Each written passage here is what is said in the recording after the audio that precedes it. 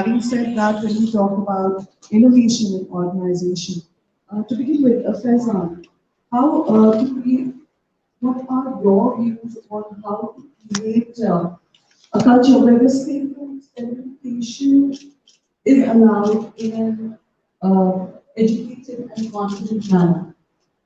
Okay, thanks, Aditi. Before I move into how to create a culture of experimentation, I'll just give you my understanding what basically learning and unlearning means to us. And I personally believe this is not something which is new, and this was always there with us. You think about your childhood, once you first stepped on to schools, how you started learning. You there for 1, 2, 3. Then we grew further, and abacus was introduced. And what you have noticed, every time a new technique is being introduced, you have to leave away the old fashioned, and we have seen the way we respond to that particular thing. So I personally feel this learning, unlearning, and relearning is a perfect combination of what we call awareness, intellectual humility, and curiosity. Anyone like to go forward at, anybody will strive for. And what we used to discuss about 3 years, 4 years back, we used to discuss about IQ level of a person, emotional quotient, maybe an execution quotient. But now the new term, the learnability quotient is finding its way. It's finding its way. If you are not ready to unlearn, somebody will come and replace you. Being an individual, we need to ask a question to ourselves. What we want to create, whether we want to create an experience for multiple years or one experience for multiple years. There is a huge difference. So if you want to create an experience, you need to make certain changes. You need to have trust on your people. I belong to the sales fraternity and everybody knows. In sales, people will come, danda chalao, bande bhagenge, danda leke aaye. Trust me, this methodology is no longer going to work. What will happen if you scream at people? Next time they are not going to improve. They are just going to hide it back.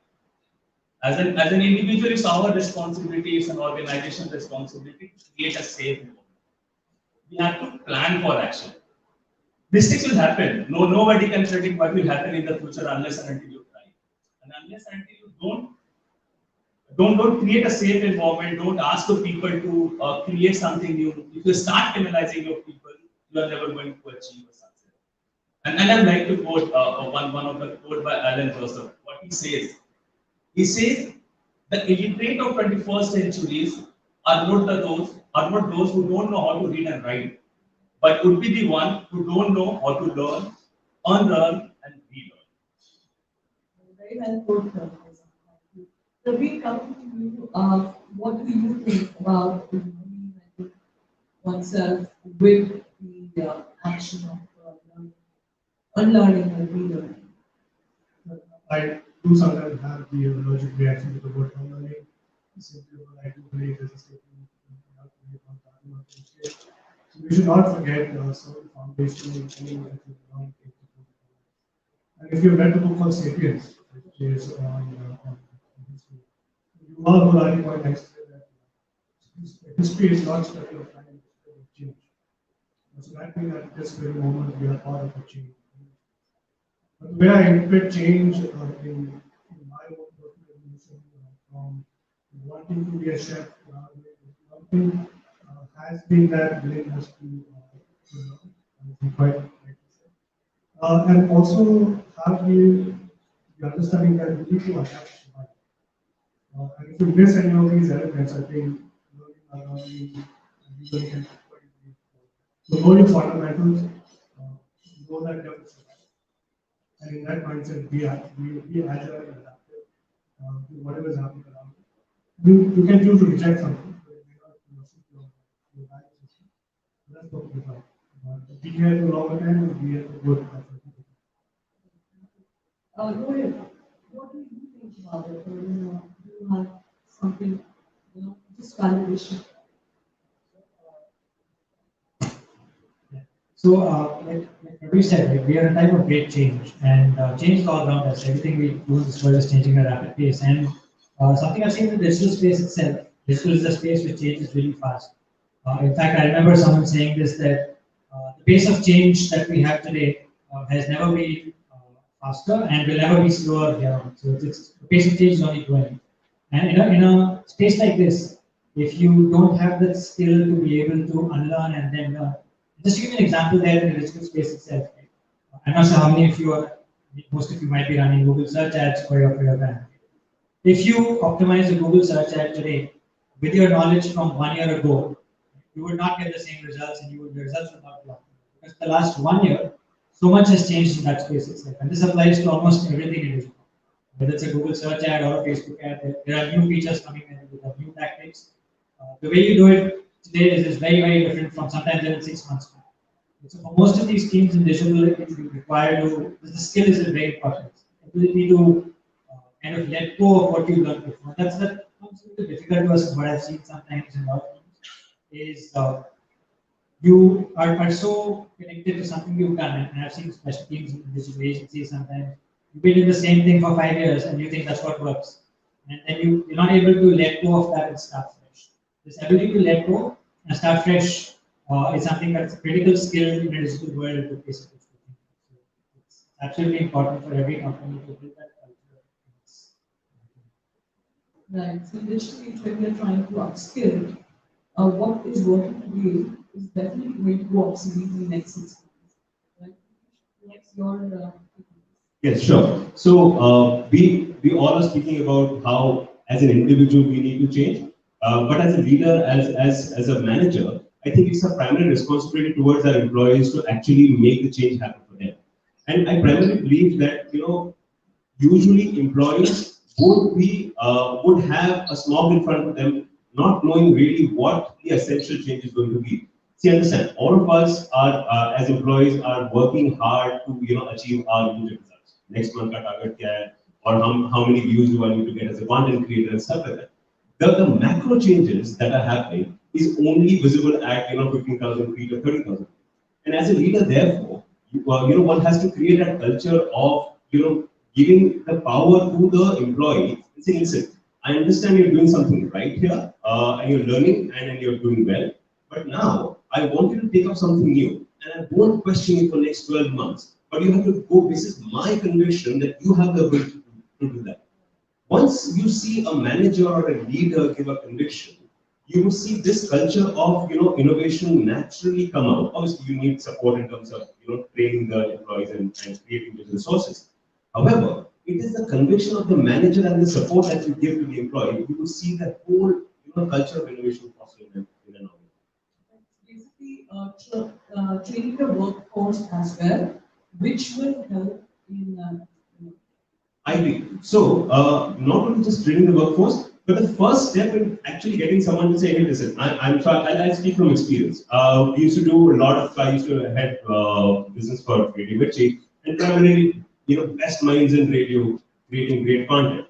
But if you want to push someone saying, listen, I want you to now focus 50% of your energies creating digital, what do you do? In terms of saying, but mera to rating kharab ho gaya. But no, that's not the point. I will protect you for what you've done. In the next 6 months, 12 months, I won't even give you a rating for the stuff that you do on digital, and monitor your performance as a trend line and not as a point in time. So therefore, and training is part of it. But the whole conviction of getting someone to move from just doing what they were doing for themselves to moving something that they have to do for the organization. Because the organization has to move from one of the core businesses to new businesses. You have to give your assets that stimulation to believe in themselves to get things. Thank you so much, Pritesh. So moving on, Vaishali. So this is something that I really wanted to know, that a company which reflects a company culture which reflects ethics, values, goals, brand goals also. Do you think it is a reflection of a great campaign? A great campaign reflects the company's culture.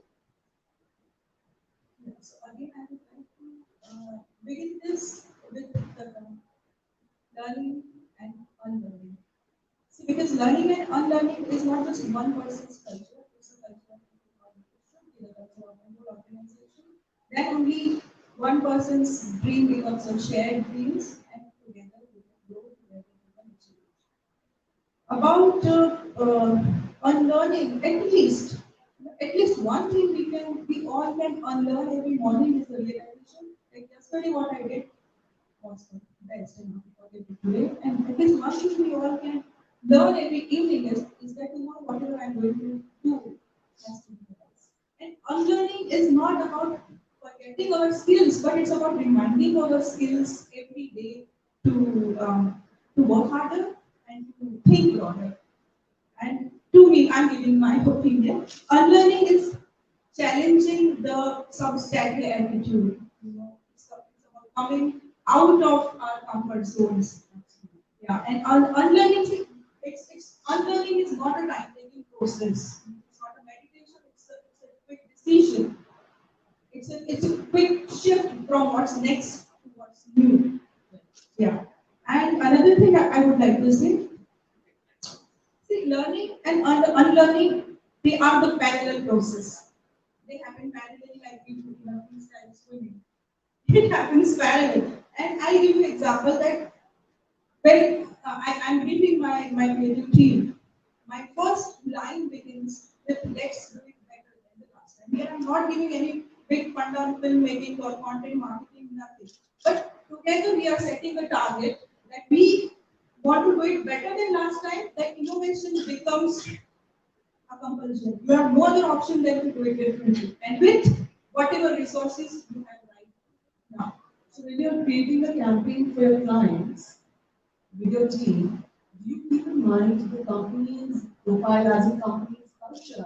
What kind of value systems you believe in? Yeah, culture is an inevitable part of any process, be it campaign or construction or anything. So we at Moving Pixels, we believe that the unlearning and relearning is our culture. That's why I'm talking so much on it. Because we are never in illusion that we are the best. My writer would never say that I'm the best writer, the best editor, the best marketer. Because it's an illusion. If anyone believes that, it's an illusion and it's not reality. It can never be a reality. So yeah, it's a culture that we all share. Thank you, Rishani. Rohit, coming to you. Your take on how you see it as a great campaign is a reflection of a great company culture. Do you believe in that? Yeah, I'll talk about it from perspective, not from a brand campaign perspective, Right. more from let's say because I work a lot on the performance side of things. More from a performance campaign perspective, what I do see is yes, of course, culture is important, and because I work with a lot of brands from an external perspective, and I get to study what their culture is internally, and I also get to see the results they get. So it goes without saying, and I have to say that companies where they have a culture of learning, culture of experimentation, a culture of constantly trying to do things in a new or better way, are the companies where their overall campaign or marketing ROI comes out to be the best. Campaigns run the most optimally. To give you an example is, for example, I've seen companies where when let's say they want to build a team to experiment and do new things, they probably invest in tools. I've seen companies where they spend a lot of money buying the best tools without first building that culture of experimentation. So what happens there is you have a lot of money to spend without first having a team that understands how to hypothesize, how to look at what do we need to test before using the tool to test. So a lot boils down to culture building, right? From innovation to experimentation. Thank you so much. Rohit. Moving on, there is something that we were talking about, Faizan. We would really want you to share about firewalling the stereotypes when it comes to clients' transformation. Okay, that's an interesting thing to discuss, and I have something which I am currently doing as far as breaking the stereotype is concerned. So every time when you witness that, if you ask even in the room, if you ask how many wants change, I think most than 90% of people who raise the hand, hey, I want change. The moment you ask the second question, how many of you wants to change, then the real problem arises. Everybody wants change, but nobody wants to get themselves change. And I personally believe what is the biggest hindrance in changing yourself? Trust me, is the knowledge and the skill set. What you possess now is the biggest hindrance. मेरे को सिखाया, मतलब बीस साल से. And then there is the illusion of knowledge, not the knowledge which holds you in getting the change. And when it comes to breaking a stereotype, when I entered into a digital space by working for the print media for almost 3 and 4 years, then I moved to a digital space, doing sales and building advertising revenue for them. So when we go and say, people will say, hey, to sell digital, you need to be X skill sets, Y skill sets, Z skill sets is required. When we go and talk to the organization, hey, people can't say digital. So when we thought, they are the one who understand the organization far more better than I do. I may be understanding the medium, but people are the subject matter or are the market matter expert. They are there into the market for quite so long. They have a better connect with the brand and the agency. And digital person are those who is a what you call a subject matter expert. Why not to marry them? We break that stereotype and what you call it, dismantled our entire digital sales team. Now we have one integrated sales team within the group. If you want to give them a term, you can call them a digital sales people.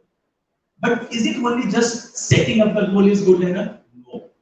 We just don't want to change, we want to harness it. Then what we have done, we have set up a unit called Digital Center for Excellence. Now what this will do?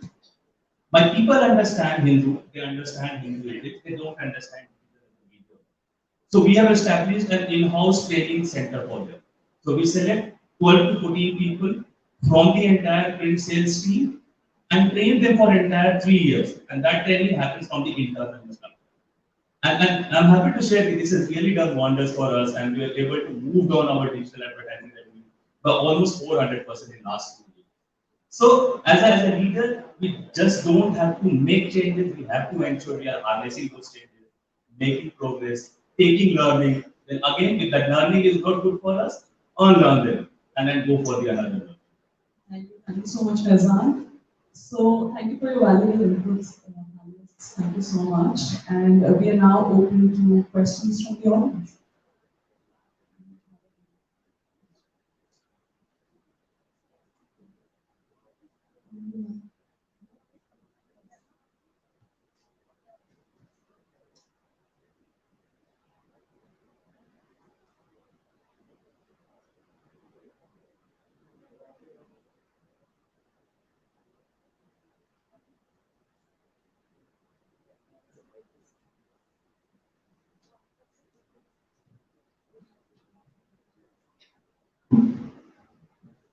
Thank you so very much. Can we have a huge round of applause, please? I'd like to request Mr. Gaurav Pava, VP Sales, we serve, to please come. Okay, all right. I'm so sorry. I think we have a question in the audience. My sincere apologies.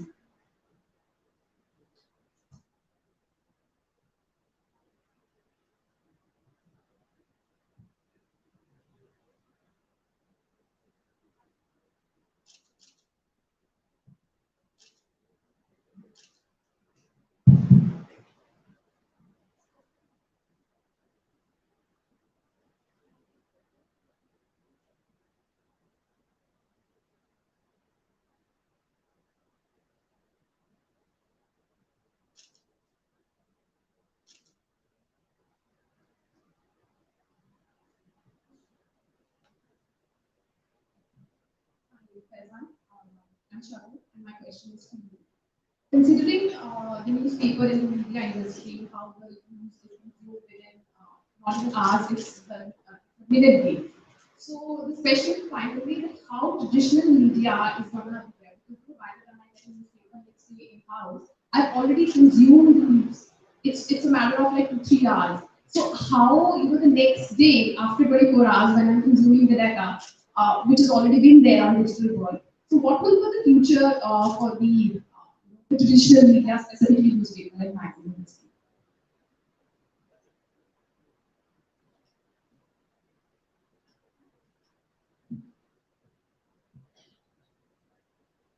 That's a tricky one.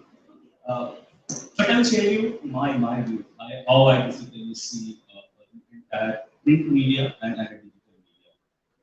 So you correctly mentioned digital media is on the go. It's on the go. You can read it whenever you want to.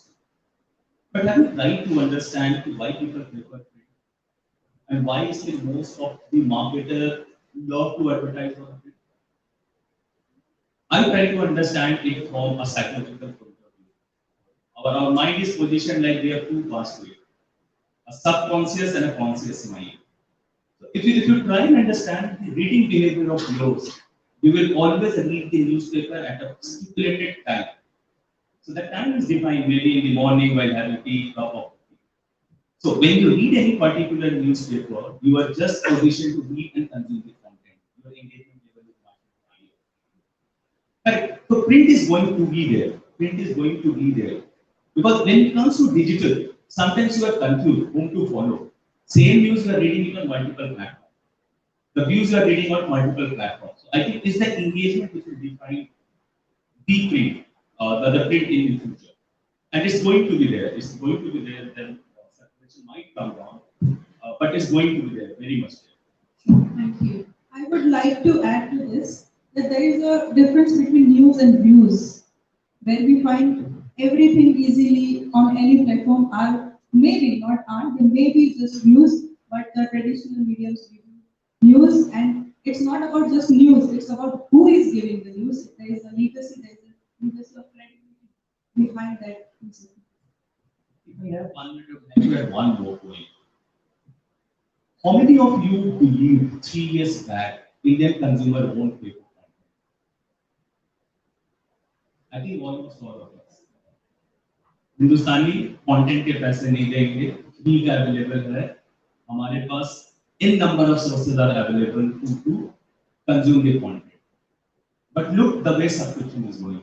We as an organization have taken that bold step of moving our product behind the paywall 2 years back, and plus we are doing successfully, really well in that particular area. Consumer will pay for that content, but you have to ensure what kind of content we generate. Content will always remain with you. And as correctly mentioned, Vaishali, it's the views what people will have to pay for. Thank you. This is something that I think we should add here as well. One common thing I've seen in digital forums, right, is nothing what you said, but generally in digital forums is a lot of these blanket statements. Right? Print is there, TV is there. So one thing that I've seen a common mistake that marketing in general make is assuming that you are your target audience. Your target audience behaves the way you behave. And I've seen this across brands, brand managers. Everyone says, I wouldn't go there, so maybe my target audience will not be there. So the same thing with both print and TV, right? Both are continuing to flourish. With print, I have clients that continue to do print ads, not purely because of the ROI, but because of the perception. I have a client that wanted to do a print, even though when they knew that it's not going to give them the same ROI, that they put the same money into it. But they still wanted to do it because for them it's like our brand is on the front page of Times of India. The perception that creates is a lot more than anything else I would want to do.